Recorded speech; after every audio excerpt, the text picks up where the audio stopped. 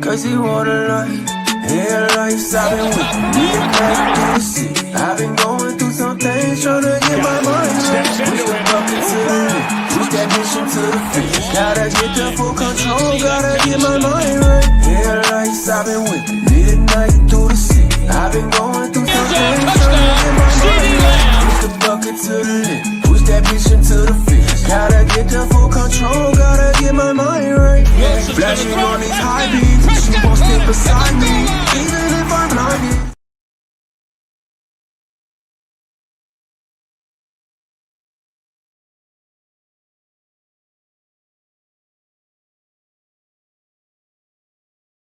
Get the audio.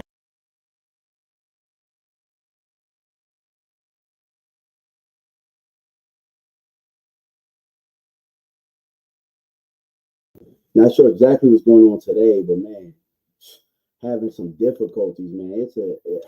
It's been an ugly day so far, man. I really just had to get on here and talk with the people. Just trying to get the microphone set. Microphone's not working. StreamYard is tripping today. But just wanted to say what's going on. What's up, Lou? What's going on? Hallelujah. What's going on with y'all? How y'all doing out there today?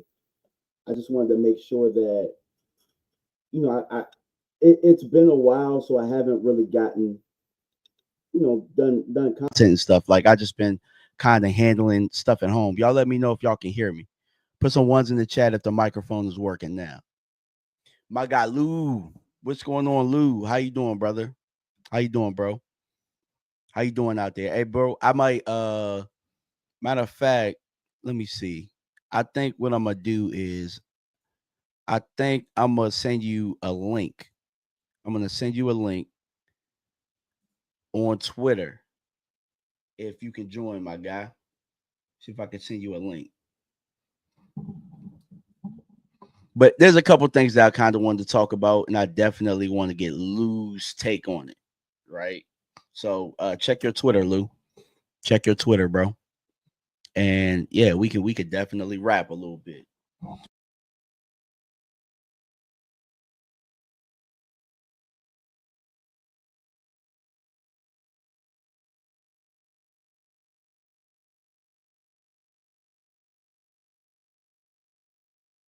We just gonna go straight laptop mic until this microphone can act right. You know what I'm saying? We just gonna go straight laptop. We ain't going bells and whistles. We ain't doing none of that, right?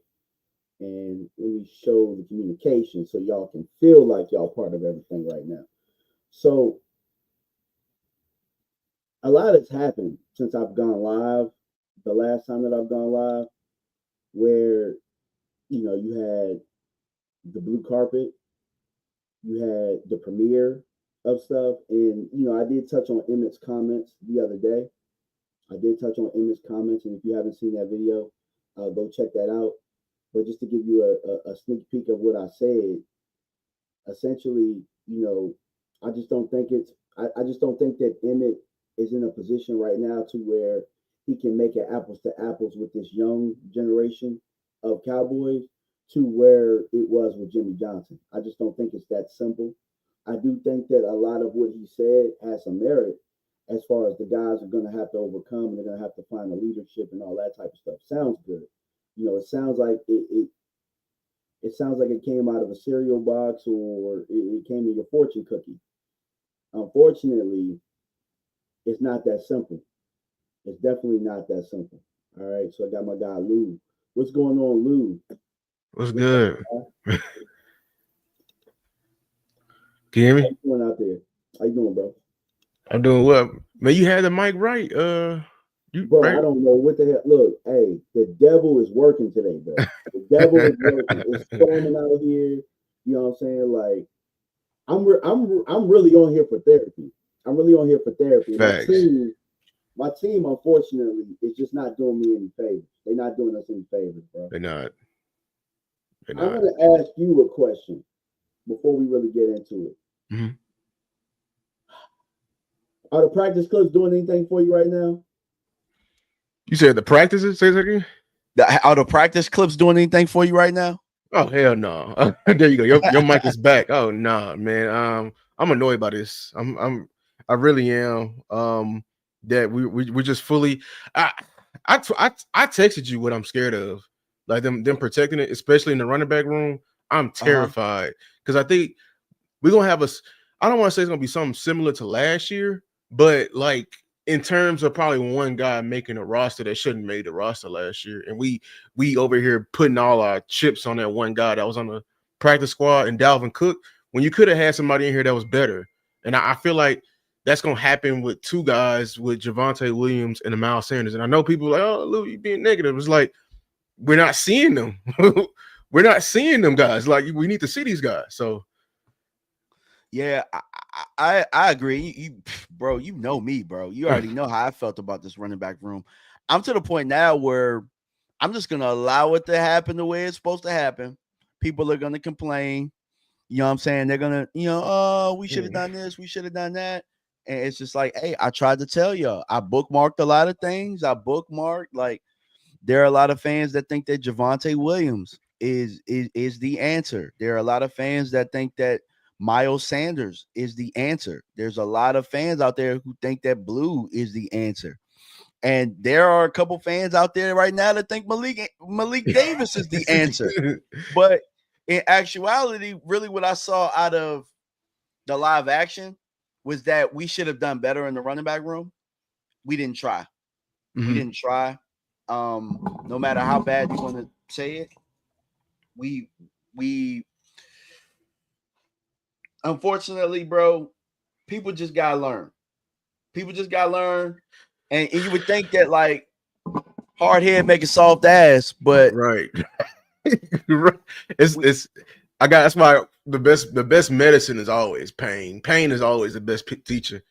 Pain is always the best teacher. And you would have thought we'd have learned that last year. You thought we would have learned it, and we didn't. We didn't. Mm-hmm. We just get up and do the same habit all over again. It's literally a cycle, and they are masters at it. The front office of getting us to buy into this cycle over and over again. I don't know why. These practice, like, people don't understand why we're so angry at this. Like, as football enthusiasts, like, this is so angry to look at. Because we're hurting our team by doing this.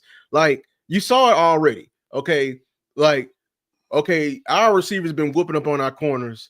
Can we take that for real? And then you see that the corners is good. Anybody who they line up out there kill our corners. The same thing can be said for the O-line. The D-line, we've been saying about the D-line that it's not good enough, right? And they over here getting pancaked by fifth rounders and sixth rounders But these are the guys who are supposed to be giving our starting offensive line a look, right? And then our linebackers, they're going up against our running backs, and the running backs going up against the linebackers.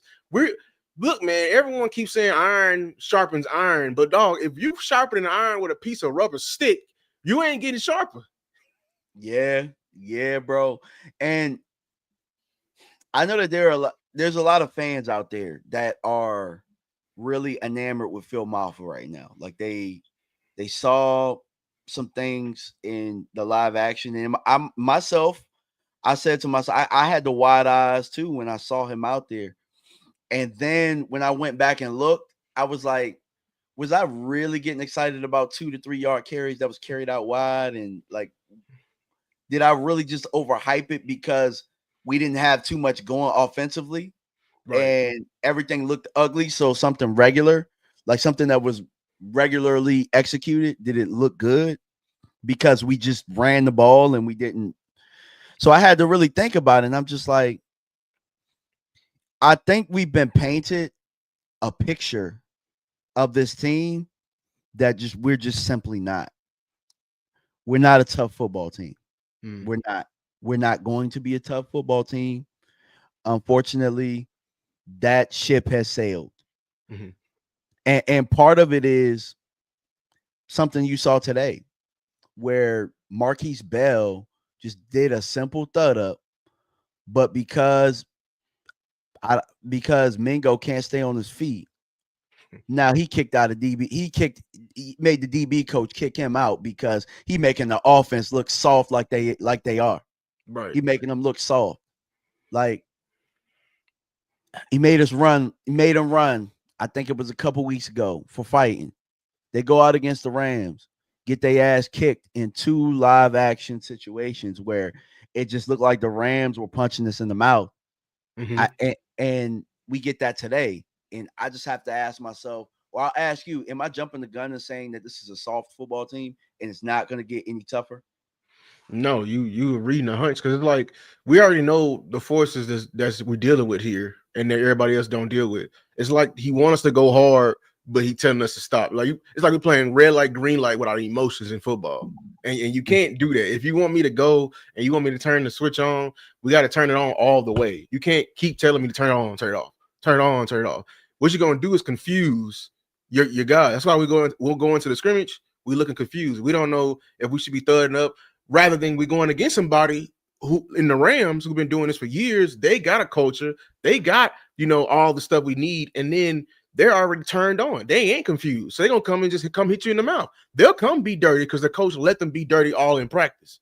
You know what I'm saying? Yeah. Mm-hmm. So it's just when your coach don't let you go there and then he wants you to go there during the game, you're confused For sure. And I think that, to me, and even today, I saw it in practice today. I saw it in the clips. And it's like, I told myself I wasn't going to put too much stock in these clips, but I mean, everybody's posting them. So if you pop on Twitter, you're just going to see them. I still see us playing slow and uninspired football. And I have to ask the question, which I keep bringing up, is Micah a distraction right now? It's a distraction because like he's a leader and like he's like probably the most like if we was like to show a metaphorical like strings of how much he means to everybody else and seeing how much I think you could say it is a distraction, like that he's not there out there with him. But then again, as a football team, we can't put our eggs all on one basket because if Micah go down, who are we still got to be able to generate, you know what I'm saying, that physicality, that enthusiasm. That's what make the Eagles so good. When Jalen Hurts is down, or when Lane Johnson is down, or when Saquon is down, they still coming to punch you in the mouth. It may not be as effective, but they still gonna punch. You know what I'm saying? So I think it is a distraction in that way, that is taken away from the team, which I hate. But like it's a power dynamic. That's what it is. Like we're seeing our best leader getting disrespected by higher ups. Yeah. That will affect any working environment. You know what I'm saying? Yeah. And it's almost like Mike is out there doing just enough not to get fined. You know what I'm saying? They got a problem with they even have a problem with how he's wearing his jersey or how the jersey is and all that type of stuff. Like right now, it don't look good on either side, right? It don't look good on either side. My dude Henny, what's going on? Shout out Henny, man. Salute, Henny, salute. So it don't look good on either side. Micah looks like he's pouting out there. Like it looks like if you look in the thumbnail that I posted, he looks like he's pouting. And rightfully so. Like you damn near should have just held out. You should Damn have. near should have held out. You know what I'm Yeah. saying? Because being there and being pouty, it's going to get attention every day. Yeah. It's going to get attention every day. And then these reporters aren't going to ask the right questions.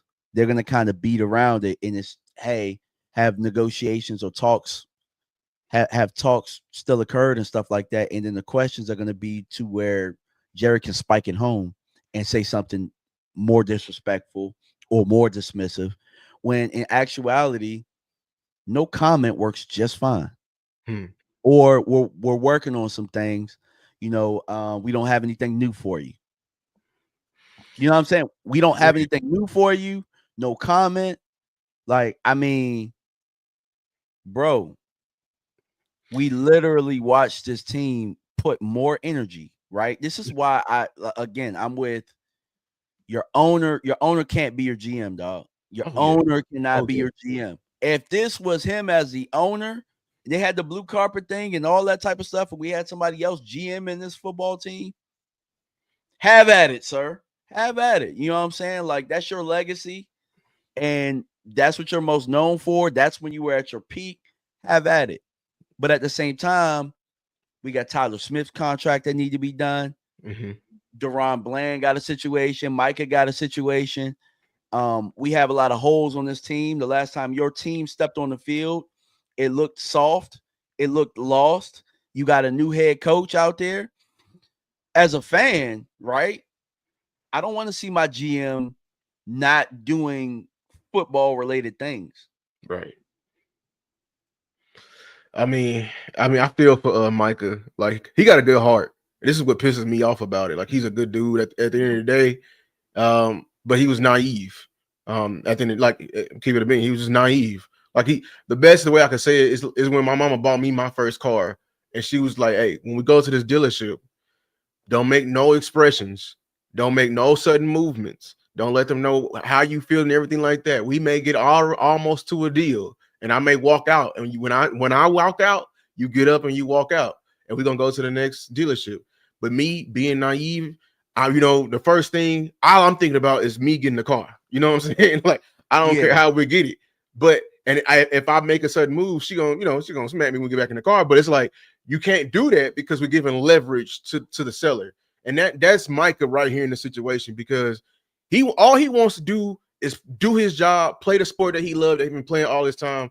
But we got an owner who got other ambitions. He viewed this opportunity as leverage in a giant ass fun chess game.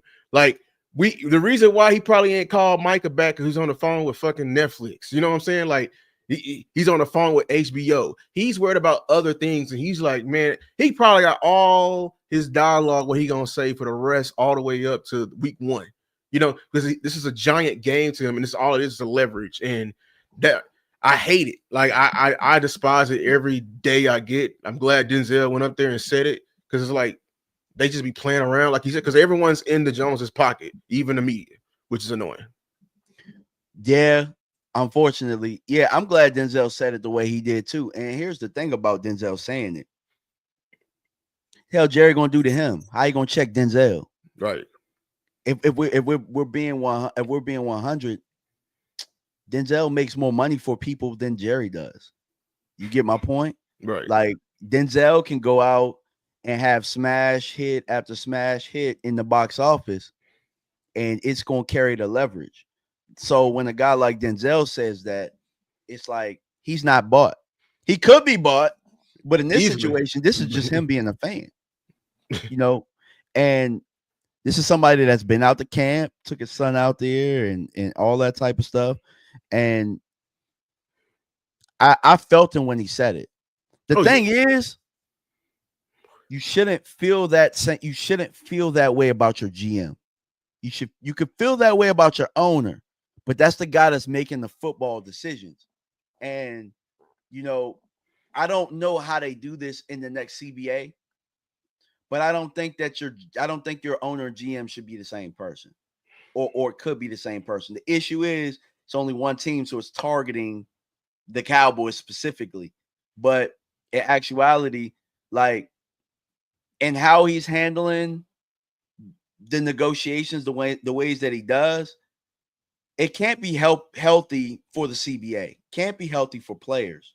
You know what I'm saying? Like, there has to be something there where it's just like, you would think that, but like that's the thing. Like everyone's is in debt to the Joneses. Like how many families did he make billionaires? You know, like like this is the thing we got to deal with dealing with them type of people in that type of tax bracket. Like they may view, like they probably know what the Joneses playbook is. They know they're running this playbook, and I always ask this question. I ask you this question because like the Joneses have figured out the strategy. Do you think if we trade places in history with the Eagles, the Giants, do you think they become this? Like if they had the formula to just be mediocre and still bring in a top shared revenue, would they do it also? They don't have a guy that can do it though. See, that's the one thing. Like Jerry. But if they knew it, if they knew the formula, like Jerry knows the formula, they would do it. I think because you're gonna make money regardless. You ain't got to put too much in it other than say a couple things here and there. And now the thing is, nobody gonna check him because he put money in their pockets. You get what I'm saying? So, I mean, as a fan, we're speaking purely from fanhood and wanting to win football games, win championships. It sucks for us. It really does. You know what I'm saying? Don't suck for them because they're making money hand over fist. I saw a graphic today. Shout out to Lord Brunson because he's been on our ass, bro. He been cooked. And the crazy thing is, man, every year I be wanting Brunson to just shut up. And I just be like, man, like you engagement farming for the Cowboys and this and that. Bro has not lied one time. He has not lied one time. I have agreed with Brunson this whole time. You want to know why? He got the hardware. They got the hardware, bro. Mm-hmm. They got the hardware. And we sat right with a straight face year after year and said, Jerry better than Howie. Y'all don't know how to draft. Y'all don't know how to put together a team. You just drafting. Y'all just drafting and putting names on your team. The best players, y'all on PFF, and y'all don't know who y'all getting and blah, blah, blah, blah, blah. And we told Eagles fans, y'all don't know football. Y'all don't even talk football. Y'all just be talking just for the hell of it. Right. And their team is making the football moves. They're doing all of the things that's right. And we're sitting here, and now that's us. We're not talking football.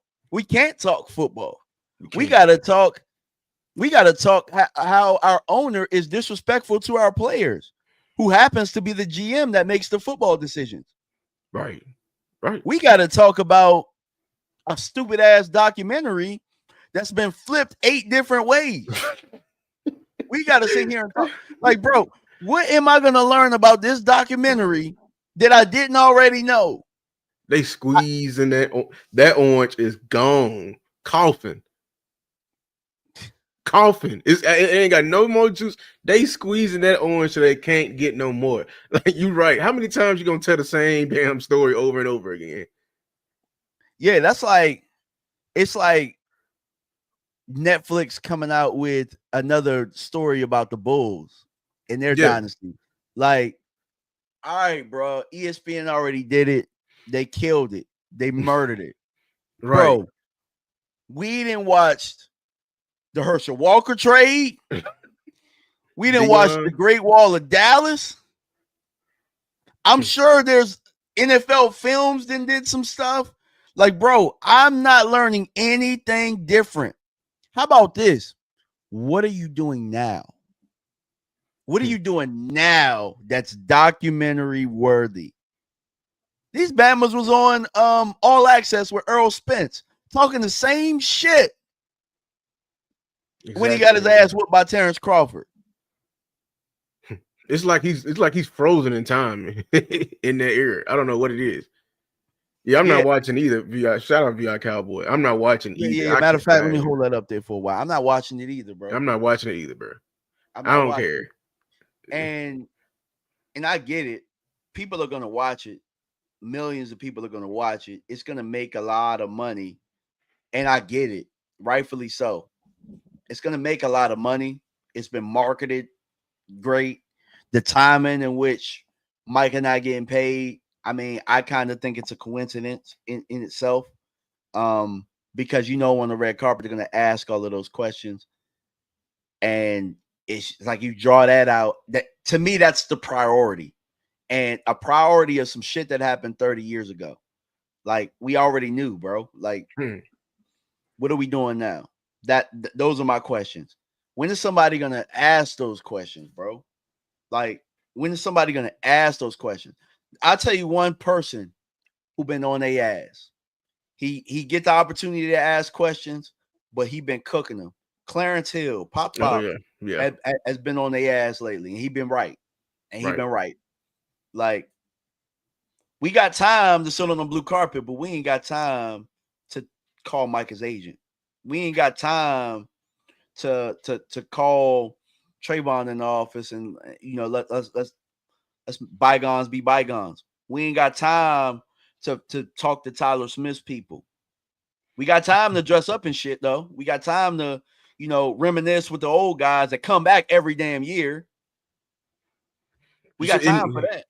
See, and I was watching B-Bird. Shout out to him. He just made a new YouTube, and he actually said something. It's like, and I think he may be right. It's like I don't think the Cowboys want to win recently, because and I don't think the legends want us to win either. I think they do, but they don't.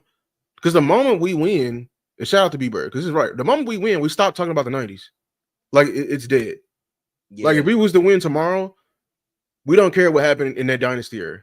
It's a dynasty era. It literally probably goes in the same rafters as the Super Bowls we won before then. It becomes irrelevant now. It's a new thing now, and we talk about that. So I don't know if they have a gold mine that they're trying to do. It's like they purposely trying to hold us down.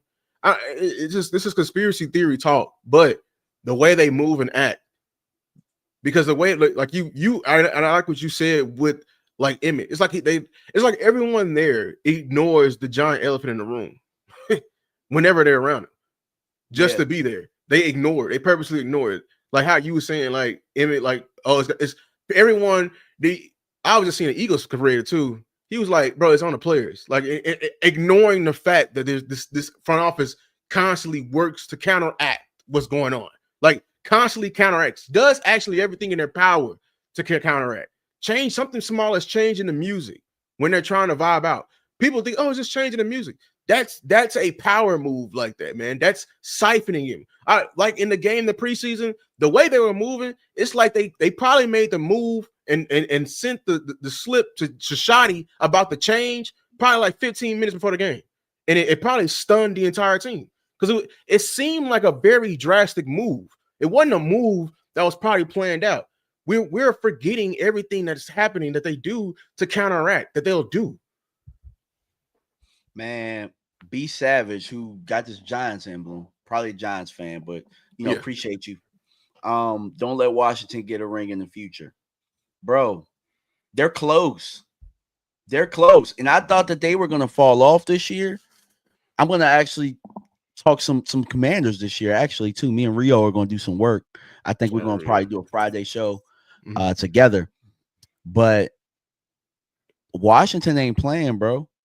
Yeah. Washington is not playing. Everybody's laughing at all the old guys that they getting and all that type of stuff. They believe in their quarterback. They're building to try and win right now. They revitalized that O-line. They brought in Laramie Tunsil, drafted Connerly. They moved one of their guys to guard. They're serious over there. They got Krosky Merritt, one of the running backs I was liking pretty much late in the draft because they're trying to move on from Brian Robinson. Wide receivers a little bit iffy, but and then their defense, I like the additions they got with was it Trey? No, what's the corner name? Trey Harris? No. Trey Amos. Amos. Yeah, you know what I'm saying? So we liked him. We liked him. A lot of us very long corner. They did. We knew that was gonna be a Dan Quinn guy. You know what I'm saying? So I agree. they may have struggled with us last year, but we do things. We be effing around. We didn't let the whole NFC East caught up.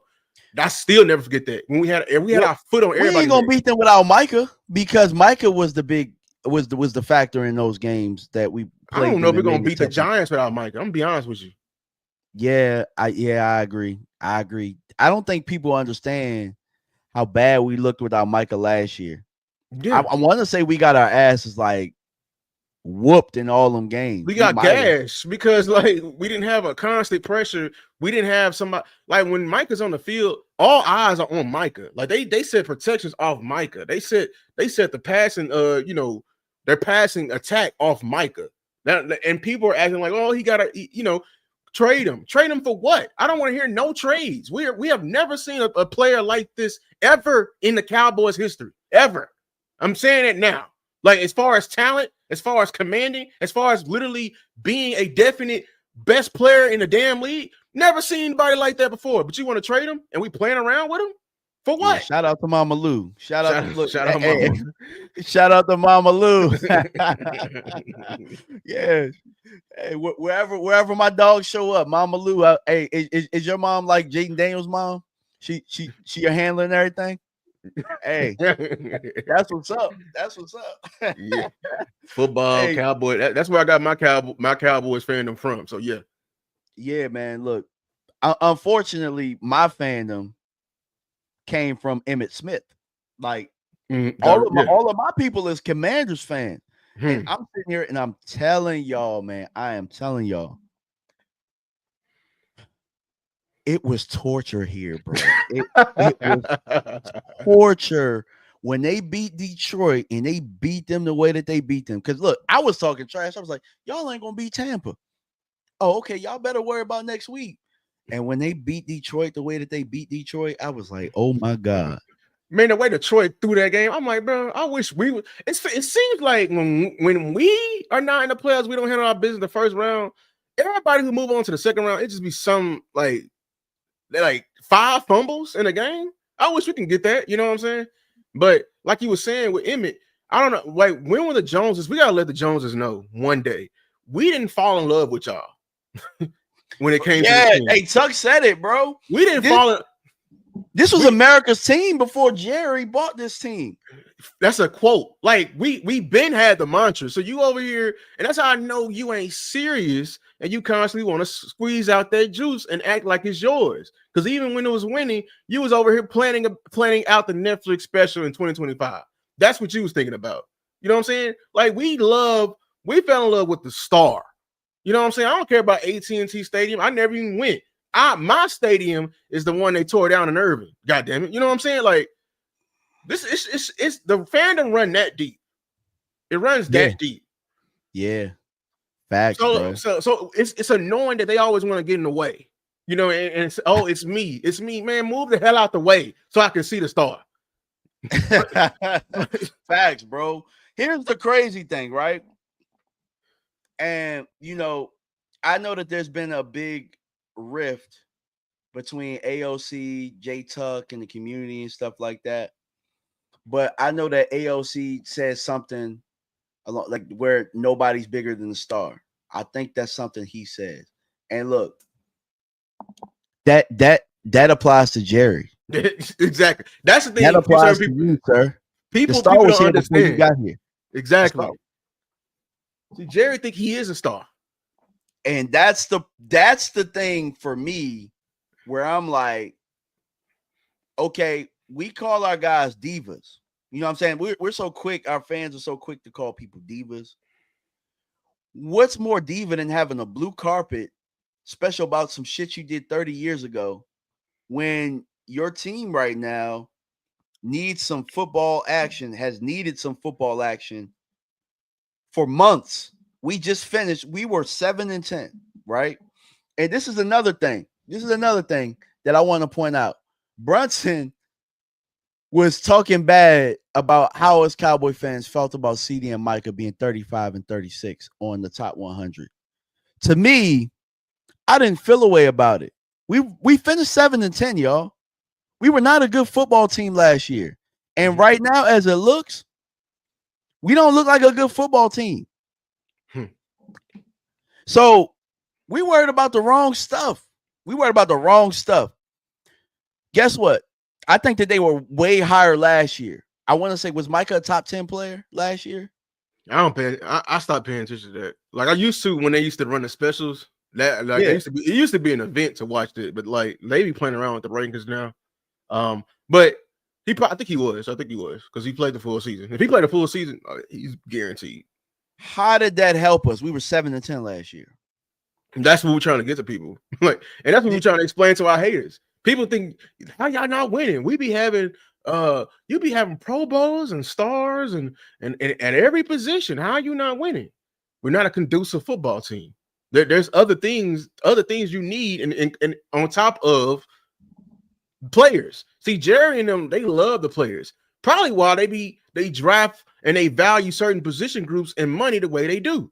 They value receiver. Because you know why? Because you can sell a receiver, you can sell some receiver jerseys, you know what I'm saying? They don't value D tackle. Nobody that's fat, and that's coming from a fat dude. Nobody buying no damn lineman jersey. The hell? Unless your running back is putting up record numbers, like they don't give a damn about them. If you can find a once in a lifetime Emmett, they'll value Emmett. You know what I'm saying? Well, even then, they still thought they were bigger than Emmett when Emmett was here because they didn't try to give him the money. They just disrespect certain positions. I don't know why. Yeah, and for the life of me, right? Like Emmett even told this situation where we won the Super Bowl and they let his deal run out, but he was blackballed across the league, like not Jimmy, but they didn't want to pick him up in Miami. Was it Miami? Was it Don Shula? Yeah, Don Shula didn't want to pick him up. And the reason he gave was crazy. Like, can you imagine if Emmett and Dan Marino was on the same team? Don Shula didn't want to get Emmett because he said with what he'd have to pay him, the other people would get jealous or something like that. That was his reason. Emmett didn't have a contract like everybody thinks. And when Emmett said it, I was like, damn, for real? They really let Emmett's contract expire. They let that, like, he had no deal. So everybody thinks it was a holdout. It wasn't a holdout. Bro had no team. And and so when Kevin Gogan was when I talked with him, Mike Tagg and those guys, and Kevin Gogan was like, yeah, they telling us, it's us and this and that and blah, blah, blah, blowing smoke up our ass. Like that came straight from Kevin Gogan's mouth, who was part of the Wall of Dallas. Mm-hmm. And it's just like, bro, they were making bad decisions then. It just so happened that they saw the writing on the wall when we couldn't get no production. They're going to see that again this year. It's going to happen. It's going to happen, bro. I'm sorry, but I know you probably get annoyed with that too. It's like they gotta feel themselves at rock bottom to know that they're at rock bottom at certain things. Like, oh, we don't need you. I guess we do need you. Why do we do that? It's like, with the running back, I don't think they just value the running back position as a whole. Probably because somebody be in their ear, which I'm fighting all this offseason. I want all the smoke about how, running backs at a certain age, apparently they deteriorate. Apparently you can get the production, from just anybody. I'm fighting it all offseason because that was just a blatant, lazy, intellectually lazy, putting something in a pot, just putting all running backs in a certain pot as like analysis and putting that on the entire running back position to devalue as a whole because you're not getting your ROI like you would for a receiver. This is why, I'm all over the place, but this is why I be so angry when people just be in their ear saying dumb shit. You know what I'm saying? Like, we can get running back production anywhere. We've been trying to find a running back for how many years now? In actuality, we had one. We missed a window. We had one in Zeke. We had one in DeMarco. We had a tandem. Yeah, we did. We had Zeke and Pollard, and we messed that up too. But see, we see it as Zeke and Pollard. They see it as Zeke or Pollard. There you go. Like in actuality, I was talking with my guy Elton the other day, and I think 2021, either 2021 or 2022, I think that was our window. I would say more 2021 than 2022 because you had, I think Zeke was a little fresher and Tony was just starting to come into his own. But Tony got hurt. He got hurt both years, actually. He got hurt both years. But I think that was the last time that we really felt good about that room. And right now, it's not enough. It's not enough for now. Disclaimer, guys. I do think we're going to be able to run the ball. Lou, I'm saying this. I think we're going to be able to run the ball. I saw some positive things in the run game in the preseason game. Right. And somebody asked this question. I think it was Sweet Zeke, where it was just like, is this all off of one preseason game? Nah, it's not. I'm going to tell you why. For me, I don't know about you, Lou. I'm in the DMV area. Like, I'm in Virginia. So I have the privilege of watching a lot of Baltimore, like Baltimore and Washington. And I watch how Baltimore builds their team every year. Did you see Baltimore's situation the other day? Did you watch Baltimore play? I tweeted. I said, hey, somebody text Steve, and that's what a running back stable look like. Yeah, bro. Yeah. Their backup running back would start here, no problem. Yeah. Would start here, no problem. I got into it with somebody on Twitter about Blake Corum. And I said, and this person fought back and said Javonte Williams is better than Blake Corum. And I was like, on what evidence? On what evidence? You haven't seen him play in 2 years. That's an excellent point. That's why I was angry, still angry. Need to stop. Yeah. Blood pressure going up. They didn't play. Look, and when Blake Corum went out, then they had Marquez Hunter. And Marquez Hunter. Everybody was toting that thing on you. Yeah. You gotta remind Cowboy Nation of the pain. I'm gonna keep doing it. I'm gonna keep playing them clips. It don't matter. They was playing it. They was getting them HB dives. Everybody was toting it with just feel. When a Red Sea, I saw they was doing some of the smartest running back stuff I've ever seen anybody in our room do. And here's my thing to everybody who's defending this running back room. My question to you is, how do you know they're gonna be good? You based off practice clips? You saw how many practice clips? I can't definitively say something that I haven't seen. They need to be tackling to the ground for me to see that they have some type of ability. But they're not going to do it. They just kicked Marquise Bell out of live drills because he put what's his name down because he couldn't stay up. Exactly, and that's why when Schottenheimer got to the mic and said some of our best evaluation comes from practice, that's where he contradicts himself. And whenever somebody contradicts himself, they are internally corrupted. What is corrupting them? So that's why I'm telling y'all, anything in this room should be up for question, because they were sending out clips on all the D-line of certain players, and they went out and was getting moved by fourth string offensive linemen. How can you validate anything that comes from that practice now? Yeah. Because we know that they're not actually going hard. We know that they worried about injuries left and right. They're trying to be physical. You know what I'm saying? And we know that there's a puppet master going on up there. So how can you the ultimate everybody who play football, if you can't play football, everything like that, we don't do no evaluation until it's in the eye in the sky. Not no eye in the sky and no damn practice either. No, game film, game reps. There's a reason why you can be out there with the damn strength and conditioning coach running all you want, but your ass can get in the game and still be out of shape, because there's a thing called in-game shape. Yes. Yeah, bro. Yeah.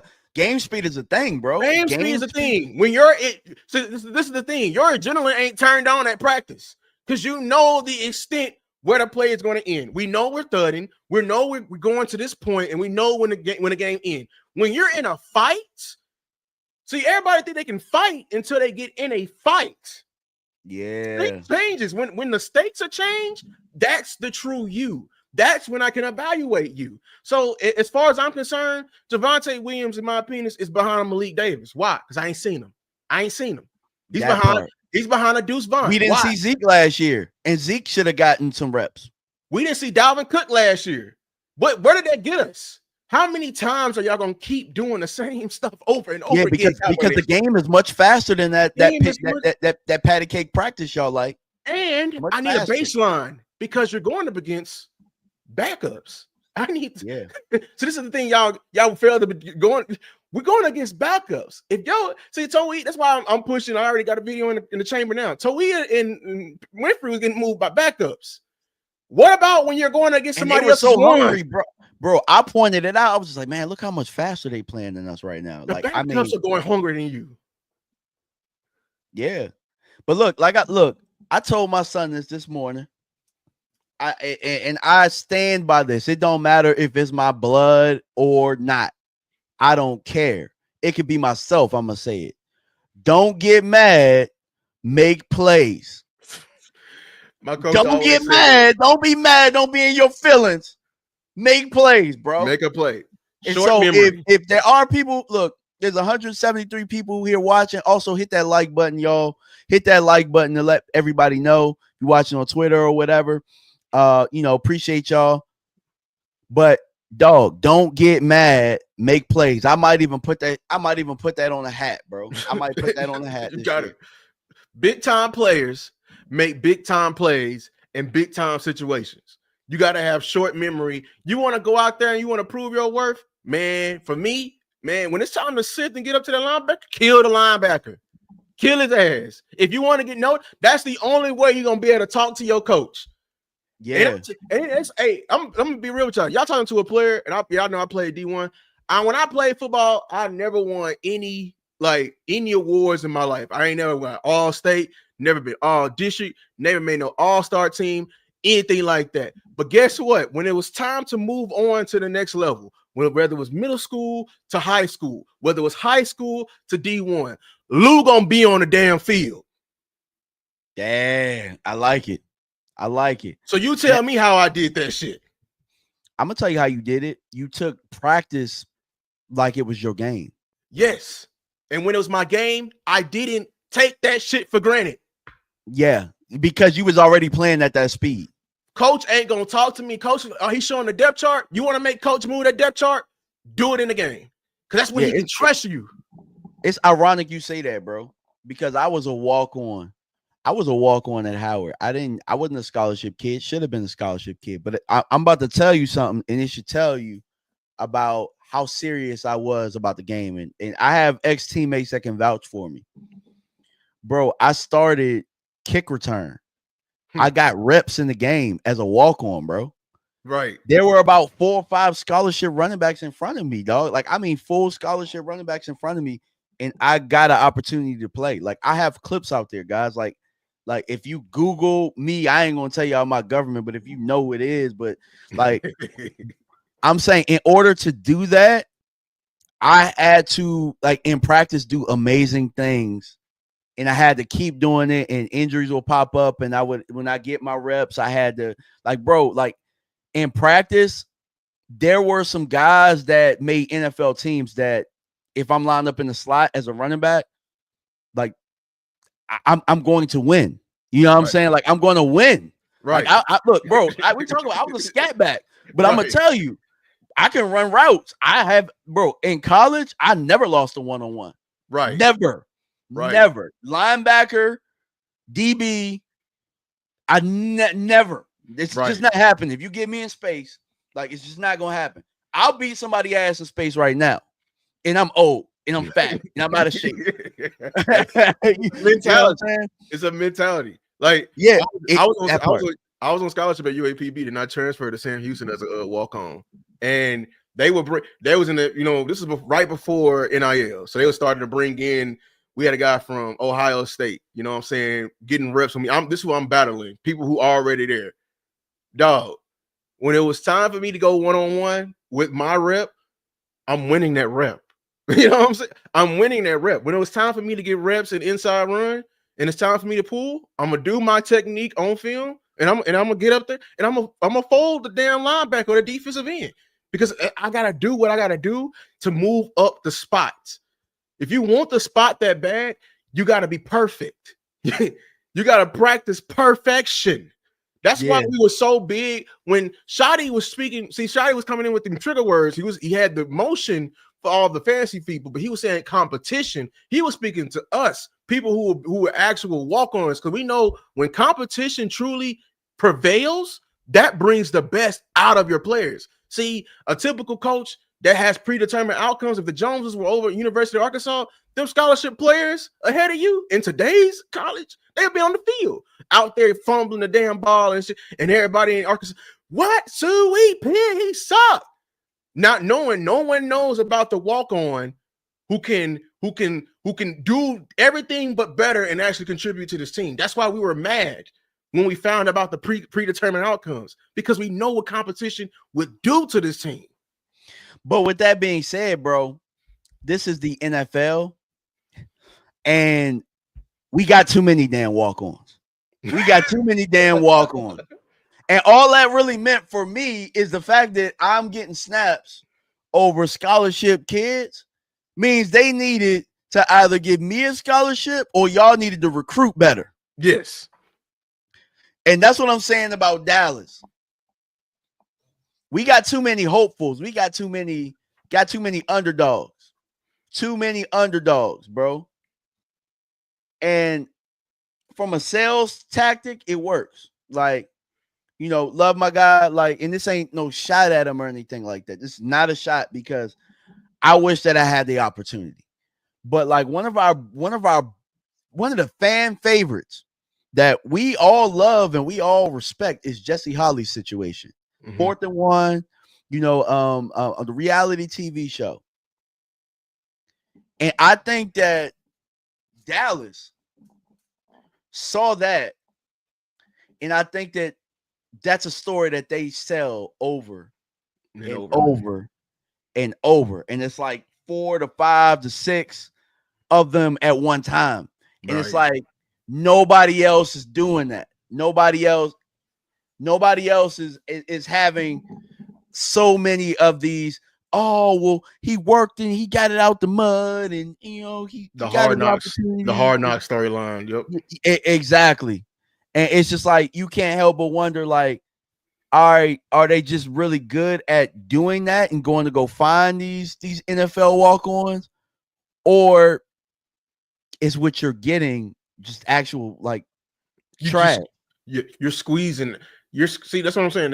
It's like they value ROI from player 1 to player 90 and who can further the brand. And it's like, yeah, for sure. Yeah. And that's part of it. But there's no way in no hell that a Jay Toia is supposed to be even with a Mozzie. Winfrey, you finding him whatever. Like Mozzie at this point should be head and shoulders better than these guys. Right. And you should have brought somebody in here that could either give him a break or just be better than him. And we won't do it. We protect certain guys. And that brings me to this point right here. Right? Hoodlum said this. This team isn't DMV. This team isn't far. You get everybody healthy, add a DT, cornerback. This team can compete. So there's a couple things that's layered in here, right? Number one, team isn't far. That seems like the same thing we see every year. We say that every year. Yeah. We're not far. We're around the rim. That's what that means to me. We're around the rim. Tired of that shit. Tired of being around the rim. You get everybody healthy. You add a DT. We ain't added a real DT here since, honestly, we've lucked up in those situations. We lucked up with Jay Ratliff. Yeah. And apparently we drafted one first overall in the 90s. Yeah. Cornerback. We knew cornerback was an issue. I think you got to add running back to this too, but you ain't gonna get nobody now. Look, as bad as we talked about it, me, you, Boss, and Henny, we watched Breece Hall I would take Breece Hall in the heart. I was saying it. I was saying it. I said that. I was like, man, damn it. He gonna add redundancy to this damn backfield. But I would take him right now because they have deprived us that much of some damn food. Yeah, I'll take some crackers. And then the last part is this team can't compete, and it's like it's the NFL. The prerequisite should be to compete. That shouldn't be rewarded. Exactly. That you compete. Exactly. What are we talking about here? Like, what are we talking about? Like, and I don't want to just like pinpoint something, but just think about it. Like, the mindset that we have is if we can stay healthy and we go get these things, we can compete. Not be a contender, but compete. And that's the mindset right there that has them not willing to go out and do the things that we need to do. Like they're kind of complacent with things. And I know it's like DMV, just allow guys to allow the process to play out. But it's like, guys, they're not even allowing the process to play out. They won't even put guys in. They won't even play them. We don't even know what we got. So this week, I'm hoping that we can see that. I'm starting to believe that I don't know if we're close like that we think. I know we're a few pieces away, but we're not going to change as a football team until we change the foundational DNA of this team. For sure on paper we need a DT cornerback and a running back. But if you're going to continue to, if we get them pieces, are you going to continue to protect guys and not allow them to actually compete and actually do it? Like, what good is that going to do? Not to mention, you still have a new coach. Like, I love Shotty to death, but we just acting like getting him these new pieces, him here is still going to like, I don't know. You know what I'm saying? So I think how they're going to change, this is what I believe from Boss. It's up to us. We are their money. We are who they sell it to. We got to change our expectations. I think our expectations is at around the rim. If I can culminate that, that's Dallas Cowboys expectations. The moment they get around the rim, boy, we probably $1 billion in revenue for them. You know what I'm saying?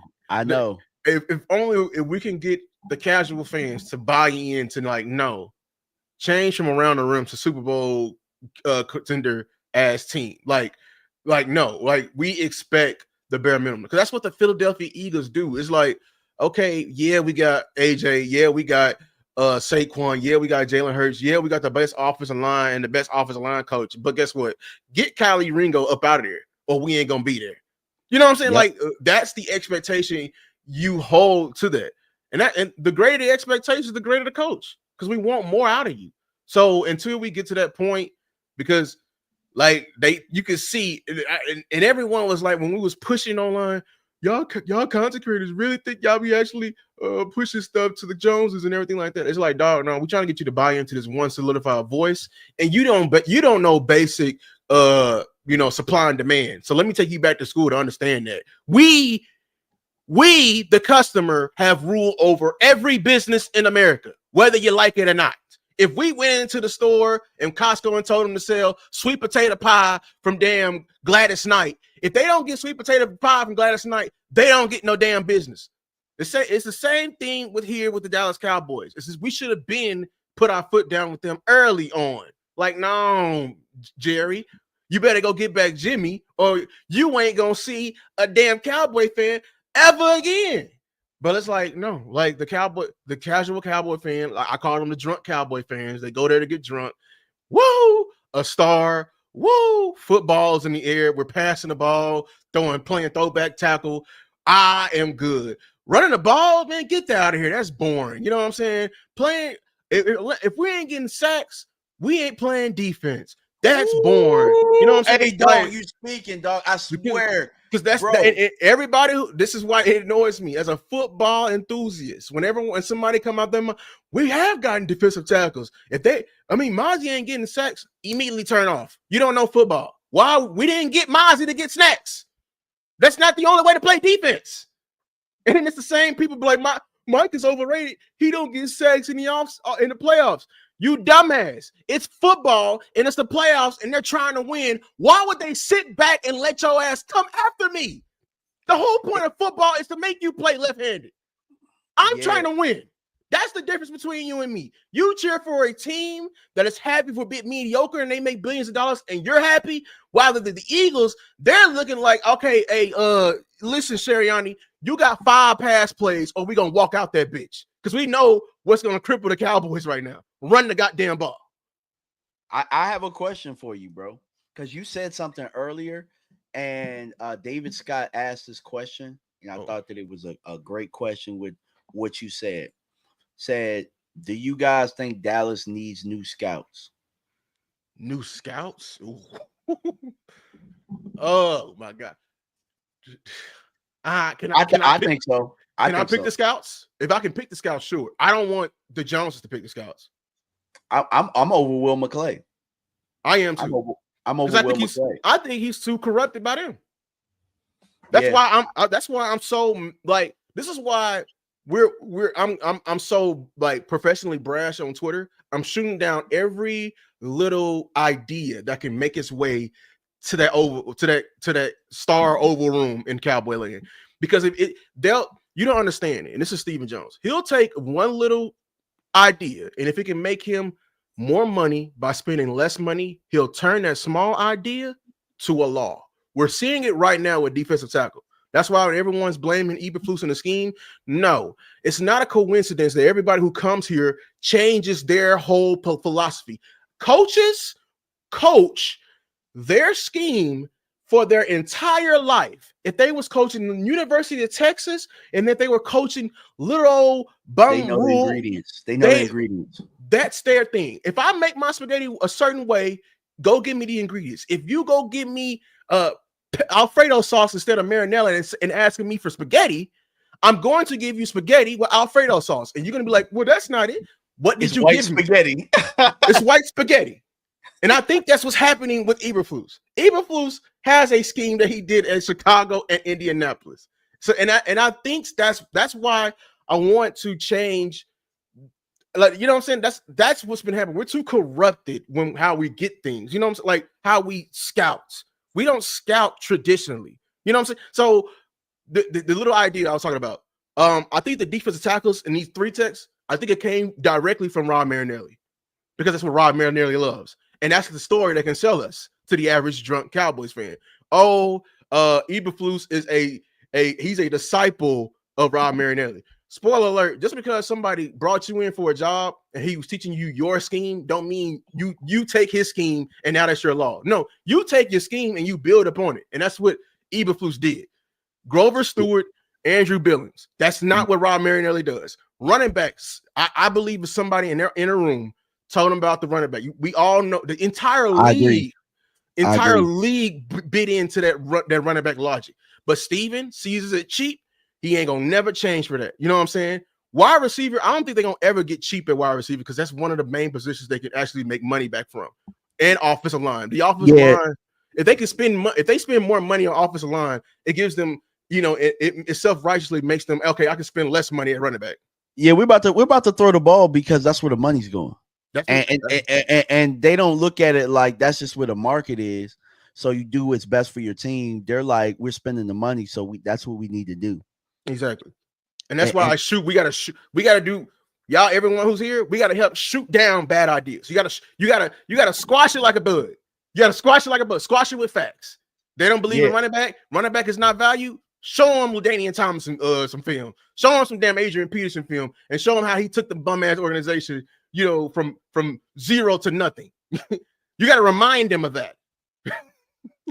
Keystone with the $5 super chat. Appreciate you. The Eagles had AJ and Smitty and still drafted 2 receivers and traded for Dotson. You do the math. 3 receivers. We're forgetting what led to the trade with AJ. Everyone forgets that. The receiver they drafted from TCU that ended up being a bust, and they quickly pivoted. Yeah. If it don't work, Philly gonna go make it happen, and they're gonna get draft picks on top of it. Like I've never seen nothing like it, bro. They get players and they keep getting picks. Like they'll trade players at the right time, and they'll just have they'll have a first round picks. It just seemed like the rich keep getting richer, and that's because homeboy's hungry. And so my whole thing about the scouts is, I think you hit the hammer on the nail. I think that they know exactly how to appeal to the office. They know how to appeal to them. They're comfortable, and there's no real originality. There's no real originality to what it is that they're doing. And so, I mean, for me, I'm over it at this point. I'm over it. Like, Yeah, because like when you an analogy I use, when you constantly getting ingredients that's against my way of doing things, you know what I'm saying? Like I gotta question you as so like I was watching, I don't know who it was. Like somebody was saying like I believe that so it was I think I ain't gonna lie, I'm out. It was Brian Broaddus. So this is the one thing I didn't agree with Brian Broaddus with. He was saying that he believes the scouts need to scout and the coaches need to coach, and whatever player I bring to them that they use. Absolutely not. I think they need to work together. They need to work together. They need to work. If I am a 4-3 front, 4-3 hybrid front, okay, and I want a defensive end, we have a need for a defensive end. I have a vision. I have drills in place. I have a system in place for a specific type of defensive end, and you need to come to me and adhere to that. If I tell you I like hybrid, I like a hybrid type defensive end that can have the ability to drop. Do not go out there and get me like and this is 2026 draft. I forgot the number 11 from Clemson. I'm blanking. He's one of the top players. He played defensive. Don't give me no heavy set defensive end. I'm blanking on his name. Dog. I was going to throw a Hail Mary, but I'm blanking on his name. He's a heavy set defensive end / defensive tackle. Don't go give me that. I didn't ask for that. Why are you going to go give me that and telling me, well, you the coach him, and then we over here judging me and telling me I'm a bad coach. Dog, you didn't go get me the right ingredients from the beginning. Yeah, that part. But yeah, bro. I could be here all night, and I can hear my little one running around upstairs, man. So I probably gotta, I just wanted to get on here and vent a little bit. I feel a little bit better, and man, guys, I gotta get off this thing, bro. My little one's probably hungry. You know what I'm saying? I just popped on, like I really just popped on for a little bit. But Lou, man, tell the people where they can find you, bro. Yeah, and man. we got to do a continuation. Let's set a date, and let's because this was impromptu. Like I saw you in the chat, and then we added. But every time we've gotten together, we've done some good work. So I mean, tell the people where they can find you if they're not on your channel and stuff right now. Man, y'all can find me at LOU Takes, LOU.takes on all social media, X, Instagram, TikTok, and of course YouTube, man. We do this for the first, blame last, congratulated. But yeah, appreciate y'all, man. Thank everybody for tuning in. I know I had some technical difficulties and stuff a little bit earlier. Appreciate all 190 plus people. I think we got up over 200 people at a certain point. But I appreciate everybody. You know what I'm saying? Hit that like button if you didn't hit it on the way out for both channels. You know what I'm saying? Lou's channel, my channel. And this might be a thing that we need to probably continue doing anyway, because we see eye to eye on a lot of the things when it comes to building a run game, building a line. And I know this year we're going to look at it and say, see, this is why we needed to do this. Yeah. You know what I'm saying? So, appreciate everybody. Thank everybody for the comments, for tuning in. And, I'm going to head on out, man. I look, dad duty comes first. And, right. I got my priorities straight. I ain't going to do no red carpet before I go ahead and take care at home. You know Facts. what I'm saying? So, yeah, y'all smash that like button, man, and we out, man. Peace.